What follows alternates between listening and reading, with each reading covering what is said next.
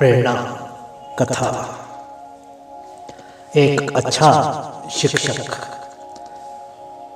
मैं लगभग 20 वर्षों से छात्रों को पढ़ा रहा हूँ।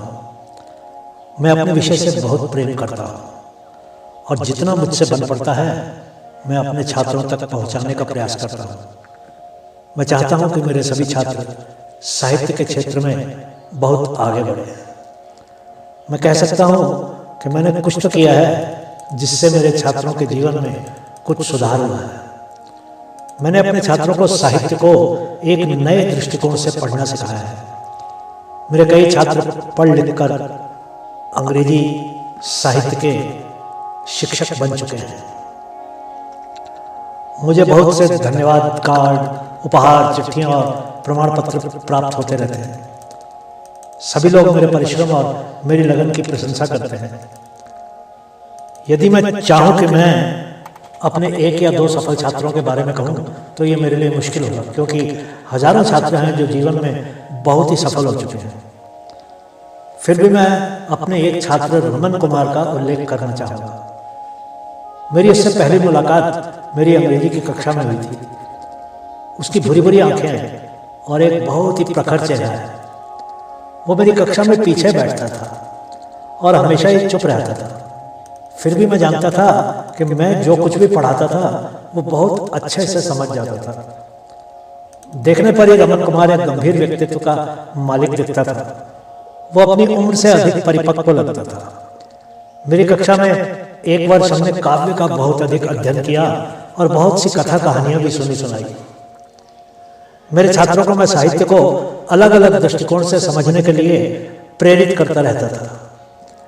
मैं उनको कविताएं पढ़ने को देता था और फिर उन कविताओं के बारे में अपने विचार लिखने को कहता था।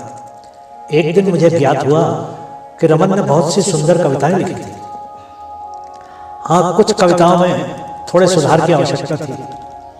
वो मुझसे बहुत ही प्रेरित होता था और नई नई कविताएं लिखकर लाता था। वर्ष के अंतिम दिन मैंने उन छात्रों को किसी की जीवनी पर आधारित निबंध लिखने का कार्य दिया।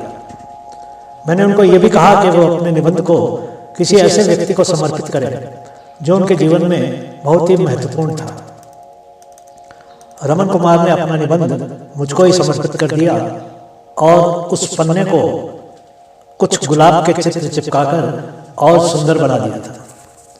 उसने अपने निबंध की शुरुआत कुछ इस तरह की थी।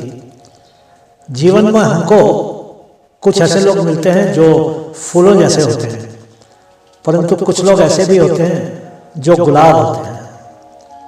मैं अपने अंग्रेजी के शिक्षक महोदय को बताना चाहता हूँ कि वो मेरे जीवन में एक गुलाब है और मैंने उनकी कक्षा में हर एक क्षण का आनंद उठाया है। आपको लगा होगा कि कभी कभी मैं अपनी कक्षा में ध्यान नहीं दे रहा था, पर आपका ये सोचना गलत है, क्योंकि आप जैसे शिक्षक के एक शब्द को अनसुना करना कोई बहुत महंगी वस्तु को खो देने जैसा था।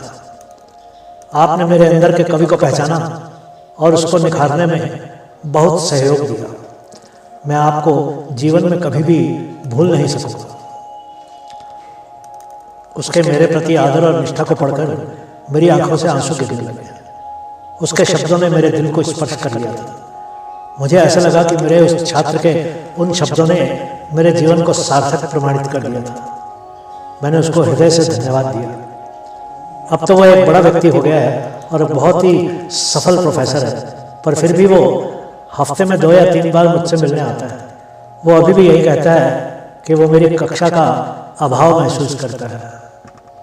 मित्रों, सिर्फ एक व्यक्ति के जीवन को प्रभावित करके उसको सुंदर बना देने से ही आपका अपना जीवन सार्थक हो जाता है। ऐसे ही यदि हर व्यक्ति सोच ले कि वो कम से कम एक व्यक्ति के जीवन में परिवर्तन ले आए तो ये दुनिया कितनी सुंदर हो जाएगी। मैं अपने आप को बहुत ही भाग्यशाली मानता हूँ कि मुझे हजारों छात्रों के जीवन को प्रभावित करने का मौका मिला। आप भी दुनिया को थोड़ा और खूबसूरत बनाइए। सुनने के लिए बहुत बहुत धन्यवाद।